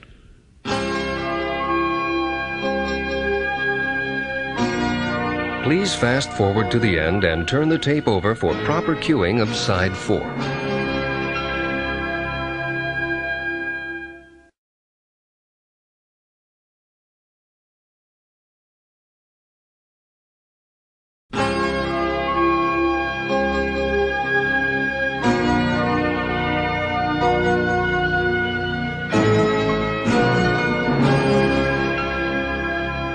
All thought impulses, intended for transmutation into their physical equivalent, voluntarily planted in the subconscious mind, must pass through the imagination and be mixed with faith. The mixing of faith with a plan or purpose intended for submission to the subconscious mind may be done only through the imagination. From these statements, you will readily observe that voluntary use of the subconscious mind calls for coordination and application of all the principles. You are preparing yourself to influence and control the inner audience of your subconscious mind in order to hand over to it the desire for money, which you wish transmuted into its monetary equivalent. It is essential, therefore, that you understand the method of approach to this inner audience. You must speak its language, or it will not heed your call. It understands best the language of emotion or feeling. Let us therefore describe here the 7 major positive emotions and the 7 major negative emotions. so that you may draw upon the positives and avoid the negatives when giving instructions to your subconscious mind.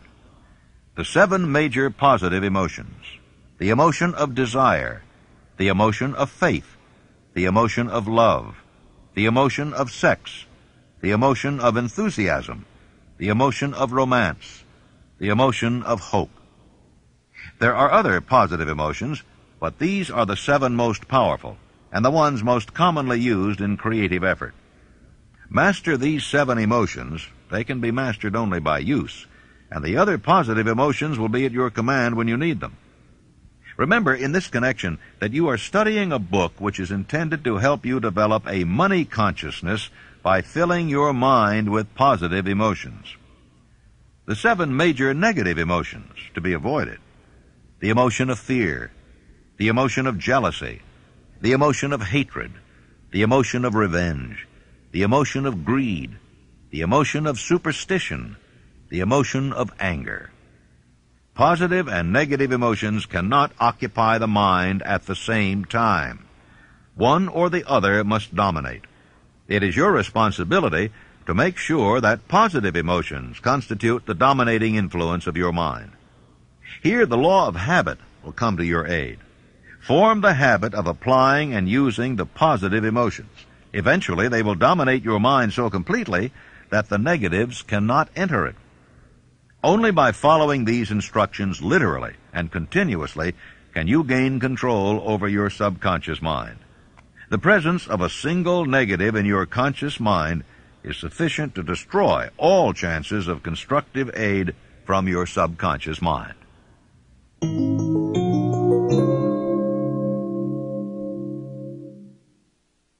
The brain, a broadcasting and receiving station for thought. The 12th step toward riches.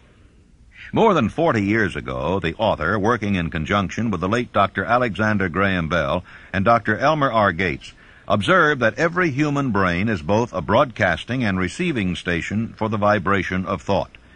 The subconscious mind is the sending station of the brain, through which vibrations of thought are broadcast. The creative imagination is the receiving set, through which the energies of thought are picked up. Along with the important factors of the subconscious mind and the faculty of the creative imagination, which constitute the sending and receiving sets of your mental broadcasting machinery, consider now the principle of autosuggestion, which is the medium by which you may put into operation your broadcasting station. Through the instructions described in the chapter on autosuggestion, you were definitely informed of the method by which desire may be transmuted into its monetary equivalent. Operation of your mental broadcasting station is a comparatively simple procedure. You have but 3 principles to bear in mind and to apply when you wish to use your broadcasting station: the subconscious mind, creative imagination, and autosuggestion. The stimuli through which you put these 3 principles into action have been described, and the procedure begins with desire. The greatest forces are intangible.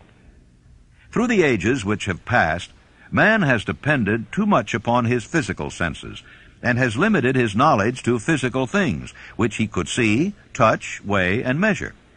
We are now entering the most marvelous of all ages, an age which will teach us something of the intangible forces of the world about us. Perhaps we shall learn, as we pass through this age, that the other self is more powerful than the physical self we see when we look into a mirror. Sometimes men speak lightly of the intangibles, the things which they cannot perceive through any of their 5 senses, and when we hear them, it should remind us that all of us are controlled by forces which are unseen and intangible. The whole of mankind has not the power to cope with nor to control the intangible force wrapped up in the rolling waves of the ocean. Man has not the capacity to understand the intangible force of gravity, which keeps this little earth suspended in space, and keeps man from falling from it, much less the power to control that force. Man is entirely subservient to the intangible force which comes with a thunderstorm, and he is just as helpless in the presence of the intangible force of electricity. Nor is this by any means the end of man's ignorance in connection with things unseen and intangible. He does not understand the intangible force and intelligence wrapped up in the soil of the earth, the force which provides him with every morsel of food he eats, every article of clothing he wears, every dollar he carries in his pockets. The power of thought is the only thing over which you have complete, unchallenged, and unchallengeable control. Controlled by power of will. In giving human beings control over but one thing, the Creator must have chosen the most important of all things. This is a stupendous fact that merits your most profound consideration. If you give it this sort of consideration, you will discover for yourself the rich promises available to those who become masters of their own mind power through self-discipline.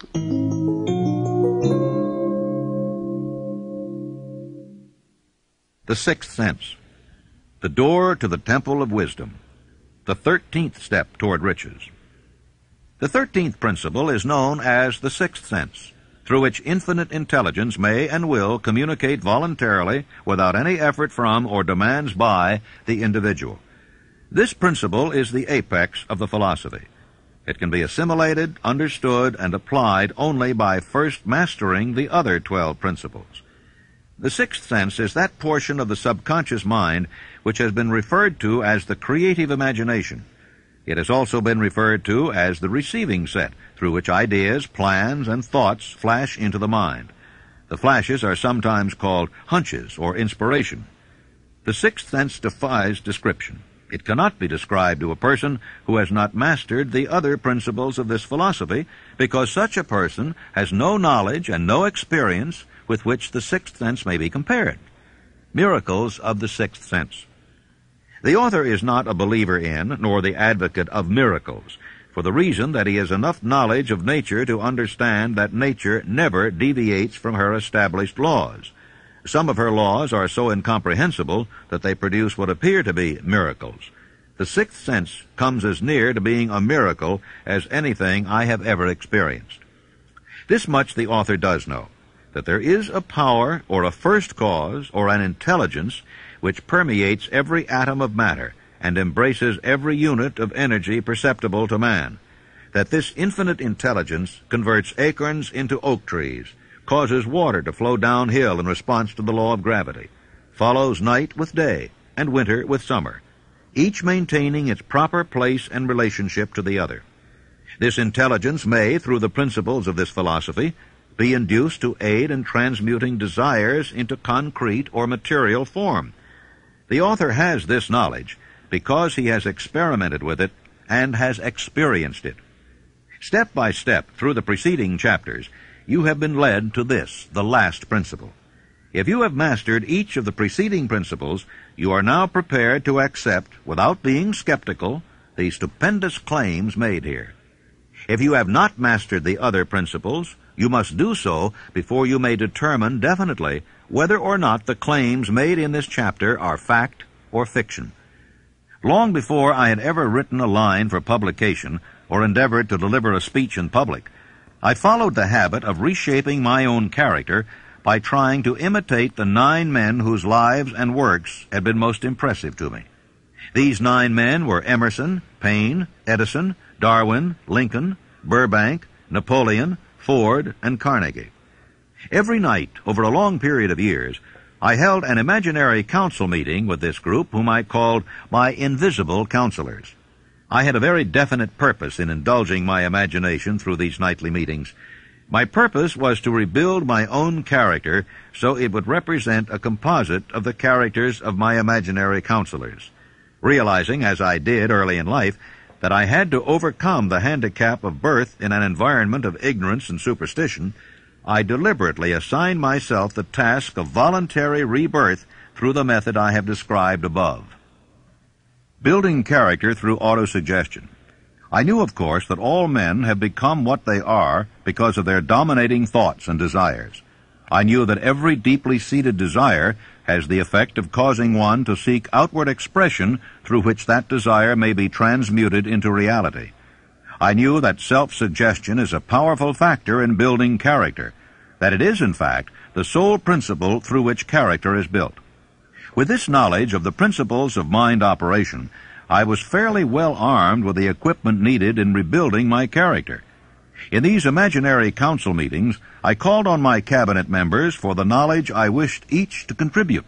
My method of addressing the members of the imaginary cabinet would vary according to the traits of character in which I was, for the moment, most interested in acquiring. I studied the records of their lives with painstaking care. After some months of this nightly procedure, I was astounded by the discovery that these imaginary figures became apparently real. Each of these 9 men developed individual characteristics which surprised me. For example, Lincoln developed the habit of always being late, and then walking around in solemn parade. He always wore an expression of seriousness upon his face. Rarely did I see him smile. That was not true of the others. Burbank and Payne often indulged in witty repartee which seemed at times to shock the other members of the cabinet. These meetings became so realistic that I became fearful of their consequences and discontinued them for several months. The experiences were so uncanny, I was afraid if I continued them, I would lose sight of the fact that the meetings were purely experiences of my imagination. This is the first time that I have had the courage to mention this. Heretofore, I have remained quiet on the subject, because I knew from my own attitude in connection with such matters that I would be misunderstood if I described my unusual experience. I have been emboldened now to reduce my experience to the printed page, because I am now less concerned about what they say than I was in the years that have passed.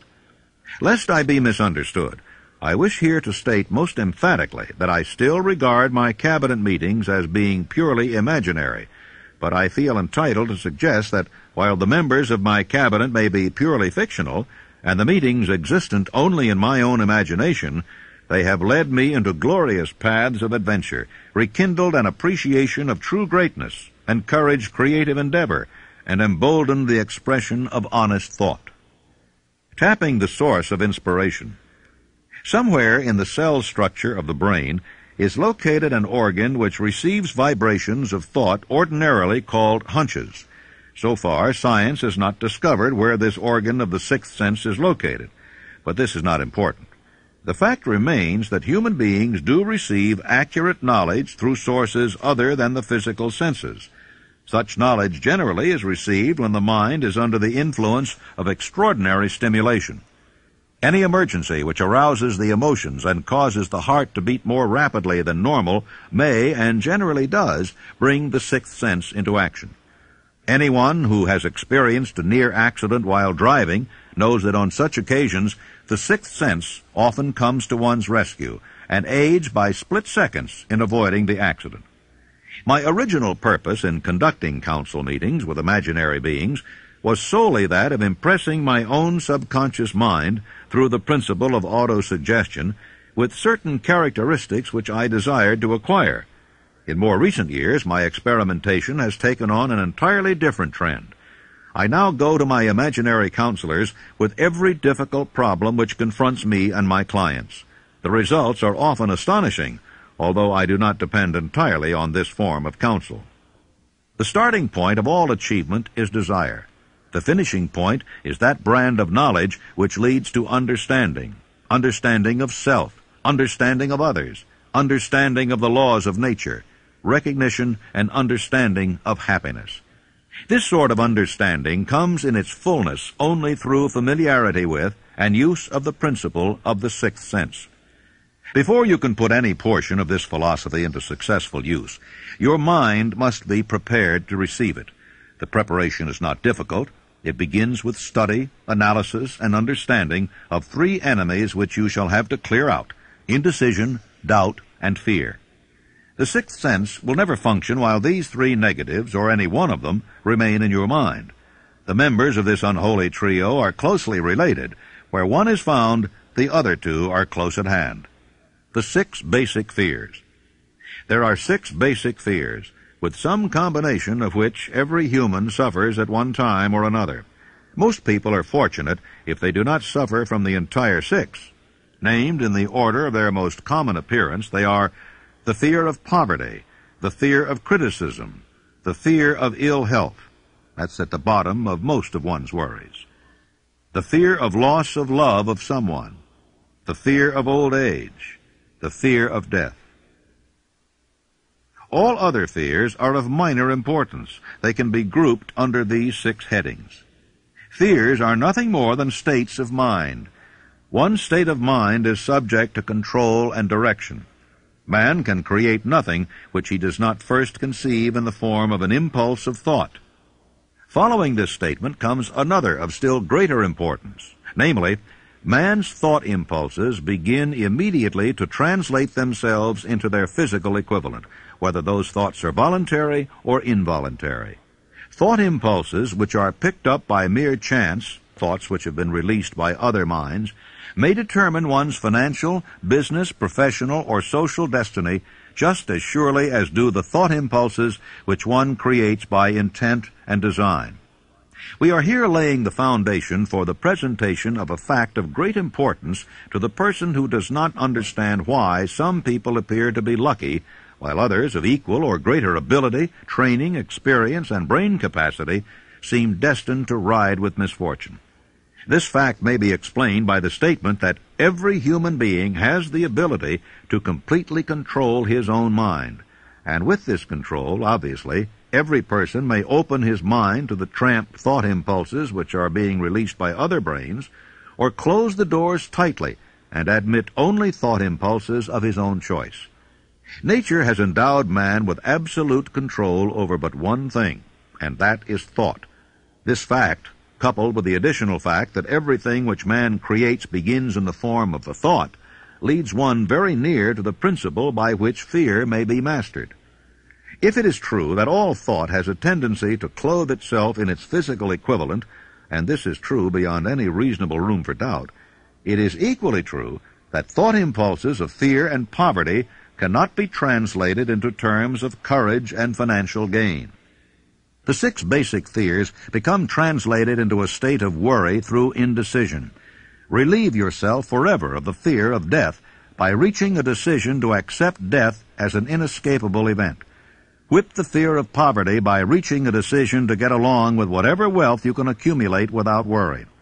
Put your foot upon the neck of fear of criticism by reaching a decision not to worry about what other people think, do, or say. Eliminate the fear of old age by reaching a decision to accept it, not as a handicap, but as a great blessing which carries with it wisdom, self-control, and understanding not known to youth. Acquit yourself of the fear of ill health by the decision to forget symptoms. Master the fear of loss of love by reaching a decision to get along without love if that is necessary. Kill the habit of worry in all its forms by reaching a general blanket decision that nothing which life has to offer is worth the price of worry. With this decision will come poise, peace of mind, and calmness of thought, which will bring happiness. A man whose mind is filled with fear not only destroys his own chances of intelligent action, but he transmits these destructive vibrations to the minds of all who come into contact with him, and also destroys their chances. The devil's workshop. In addition to the 6 basic fears, there is another evil by which people suffer. It constitutes a rich soil in which the seeds of failure grow abundantly. It is so subtle that its presence often is not detected. This affliction cannot properly be classed as a fear. It is more deeply seated and more often fatal than all of the 6 fears. For want of a better name, let us call this evil susceptibility to negative influences. Men who accumulate great riches always protect themselves against this evil. The poverty-stricken never do. Those who succeed in any calling must prepare their minds to resist the evil. If you are reading this philosophy for the purpose of accumulating riches, you should examine yourself very carefully to determine whether you are susceptible to negative influences. If you neglect this self-analysis, you will forfeit your right to attain the object of your desires. How to protect yourself against negative influences. To protect yourself against negative influences, whether of your own making or the result of the activities of negative people around you, recognize that you have a willpower and put it into constant use until it builds a wall of immunity against negative influences in your own mind. Recognize the fact that you and every other human being are by nature lazy, indifferent, and susceptible to all suggestions which harmonize with your weaknesses. Recognize that you are by nature susceptible to all the 6 basic fears, and set up habits for the purpose of counteracting all those fears. Recognize that negative influences often work on you through your subconscious mind. Therefore, they are difficult to detect. And keep your mind closed against all people who depress or discourage you in any way. Clean out your medicine chest.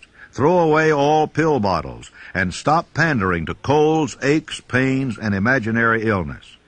Deliberately seek the company of people who influence you to think and act for yourself. Do not expect troubles, as they have a tendency not to disappoint. Without doubt, the most common weakness of all human beings is the habit of leaving their minds open to the negative influence of other people. This weakness is all the more damaging because most people do not recognize that they are cursed by it, and many who acknowledge it neglect or refuse to correct the evil until it becomes an uncontrollable part of their daily habits. In parting, I would remind you that life is a checkerboard, and the player opposite you is time. If you hesitate before moving, or neglect to move promptly, your men will be wiped off the board by time. You are playing against a partner who will not tolerate indecision. Previously, you may have had a logical excuse for not having forced life to come through with whatever you asked, but that alibi is now obsolete, because you are in possession of the master key that unlocks the door to life's bountiful riches. The master key is intangible, but it is powerful. It is the privilege of creating in your own mind a burning desire for a definite form of riches. There is no penalty for the use of the key, but there is a price you must pay if you do not use it. The price is failure. There is a reward of stupendous proportions if you put the key to use.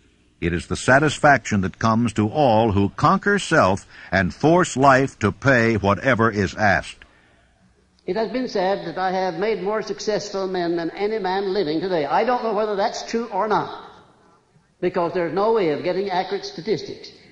But ladies and gentlemen, when I take inventory of the people that I do know who started at scratch and have become millionaires, and some of them not quite that much money, but become profoundly successful, I recognize that I have created a philosophy here through the good work of Mr. Carnegie that's been a benefactor to the world, not only to those who are living now, but to those who are not yet born. When Mr. Carnegie sold me on organizing this philosophy, he said, I'm going to give away my money before I die as fast as I can find ways and means of giving it away without doing damage. And as you, of course, know, he did just that. He gave it away for educational purposes, libraries, foundations for the maintenance of peace, and in every way that he could conceive. But he said, by far the greatest part of my riches I am entrusting to you to take to the people of the world in the form of the know-how through which I gain my money. And he said, if you carry through the trust and perfect your job, as I sincerely believe you will, you'll live to see the time when you're far and away richer than I am, and when you will have made many more successful men than I have ever made. And ladies and gentlemen, when Mr. Carnegie made that statement, it was just too much for me to swallow. I thought, well, Mr. Carnegie has never flattered me before. He's never said anything that didn't turn out to be right, but that's just one of those things that never could happen. I have already made thousands of times more successful men than Mr. Carnegie ever had. Thousands of times, and I'm still in the process of making. You know, ladies and gentlemen, during those 20 years of research that I put into the building of this philosophy, I ran into some very profound facts and truths. And one of them consists in this fact, that when a great crisis comes over the world, there always comes out some unknown with the formula for dissolving that crisis. Like Abraham Lincoln, for instance, in the time of need, when this country was about to be split asunder by internal strife. By George Washington preceding Lincoln. By Franklin D. Roosevelt at the time when the people were stampeded with fear and they were standing in great lines to draw their money out of the bank. And I sometimes wonder if this hand of destiny, which has such a long arm behind it, doesn't reach over in places like the one where I was born and lift out people out of humble and lowly stations and give them great jobs to do in life as an inspiration and an object lesson to other people to show what can be done when one recognizes the God-given power of thought and puts it to proper use. Because if you really and truly tune in on the main line of my source of faith and my source of enthusiasm, become indoctrinated with this philosophy, no matter what it is that you're doing in life, what it is you want to do, you'll find the way always open. And I thank you very much. Thank you.